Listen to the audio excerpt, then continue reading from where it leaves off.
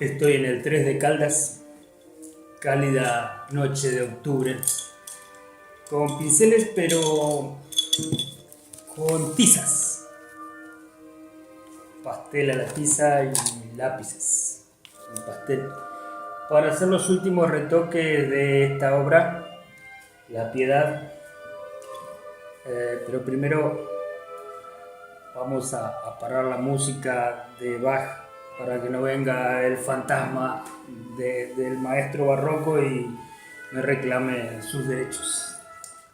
Bueno, te decía, voy a hacer los últimos retoques con pastel, si bien esto lo trabajé con técnicas mixtas, con acrílicos, un poco de acuarela de base, pero como tienen que restaurarle el marco, voy a aprovechar a levantar algunos tonos porque ha quedado bastante monótona, muy monocromo en algunas partes. Entonces, eso es lo que voy a hacer, darle un poco de riqueza cromática, ¿sí? que se ha perdido, y después fijarlo. ¿Por qué no hacerlo con el acrílico directamente? Porque quiero que sean veladuras, capas muy suaves, que no tenga tanta presencia el empaste. Ya está. Lo rabioso de la expresión de la pincelada ya tuvo su turno.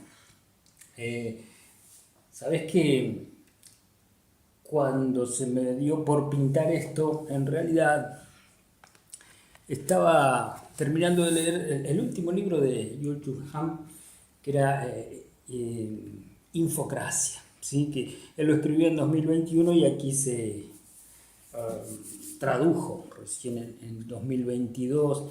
Y ahí retomé esta obra que la había empezado en pandemia, un producto de una foto que yo había visto de esa persona. Y igual hago una relación un poco extraña con aquel libro porque tanto él como otro filósofo que había empezado a leer en ese tiempo de pandemia, yo lo veía que se dedicaban muy al hombre, pero a el hombre, el hombre genérico.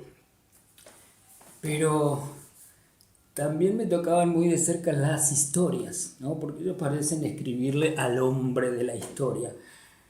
Pero, ¿qué pasa con cada hombre, con cada ser? Y sobre todo con estos seres invisibles, invisibles e invisibilizados por nosotros, de alguna manera. Invisibilizados porque a veces no los tenemos en cuenta, no solo porque no los vemos, sino porque los vemos a diarios y pasamos como si fueran un objeto más del paisaje, y lo digo así crudamente.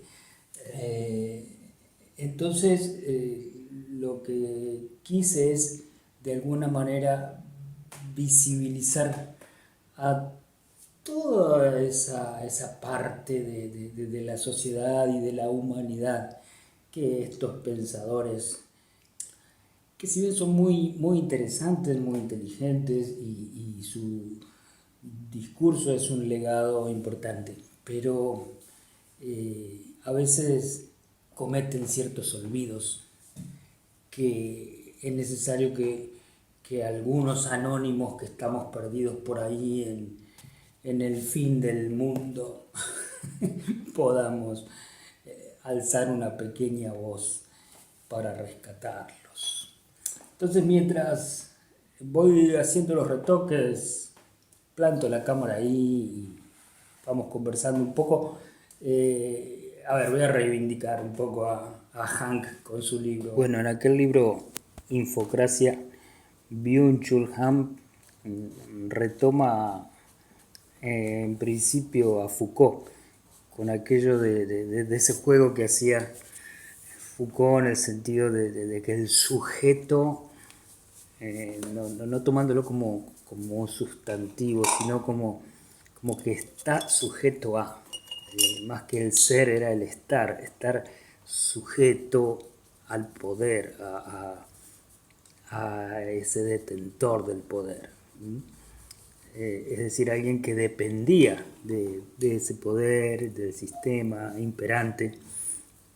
Pero, claro, ahora dice Hank que el poder ni siquiera necesita sujetarlo en aquellos términos de opresión, de vigilancia, ¿no? Acordate de todo lo que significaba el panóptico. Que no necesita hacerlo, dice Han, porque ha sabido crear un escenario donde cada individuo ejerce su propia autoexplotación, ¿no?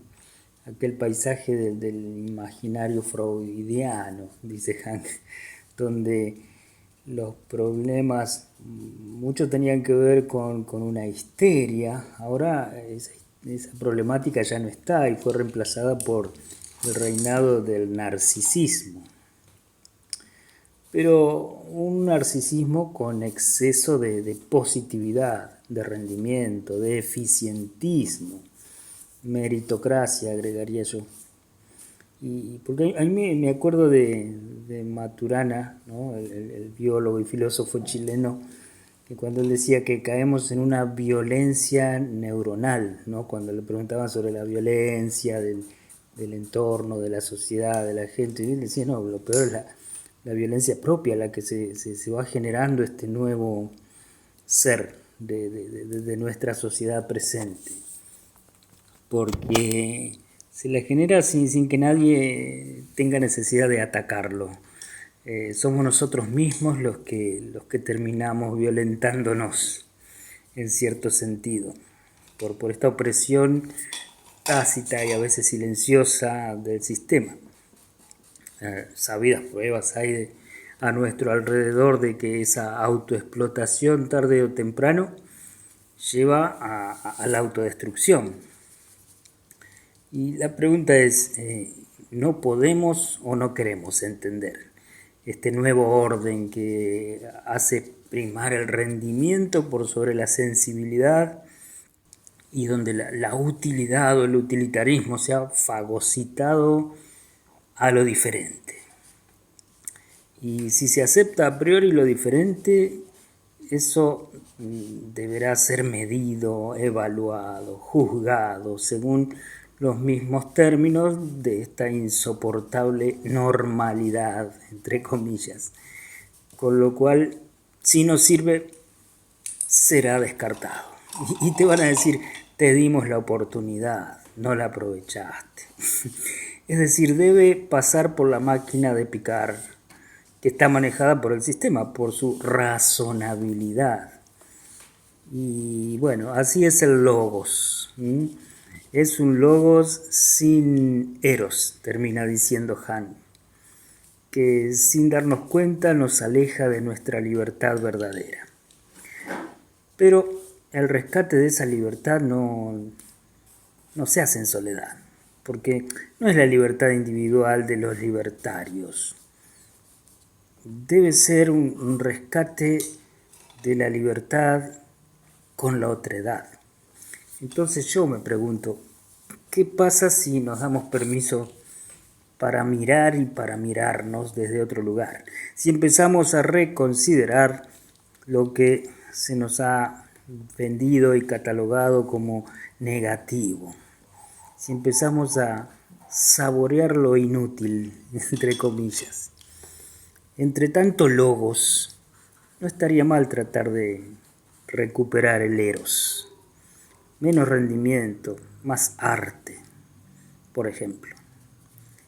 La eficiencia tiende a ser o feroz en los líderes o repetitiva y tediosa en los liderados.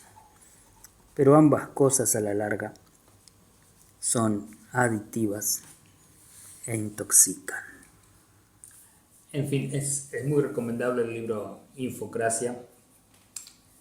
Tiene conceptos muy ricos. Él, como siempre, se retrotrae a Heidegger. Siempre Heidegger aparece en sus reflexiones. Pero te digo, es interesante esta mirada que hace desde Foucault, desde Freud, también en este caso, en este último libro. De todas maneras, ya te digo, vuelvo al principio en el sentido de que a veces me es inevitable mirar que estos autores hacen un paneo muy eurocéntrico de las cosas. Si bien es todo un mérito de Han porque él viene de Corea, ¿no? De la Corea del Sur y formado en Alemania, pero del otro lado del mundo y sobre todo en los subsuelos de este lado del mundo ocurren muchas cosas y existen muchos seres que son dignos también de ser y de estar, ¿no? Estar en el no sentido como el que definió Rodolfo Kusch, ¿no? El estar.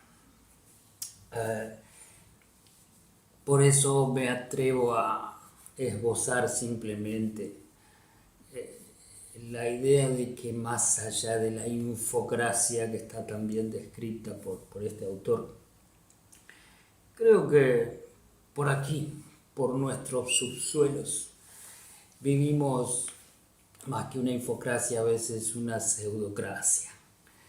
Sí, nos gobierna la falsedad, la hipocresía, la mentira, el mundo del revés, la posverdad, las falsas noticias. Creo igual, bueno, que eso da para desarrollarlo más largo, más que infocracia, la pseudocracia.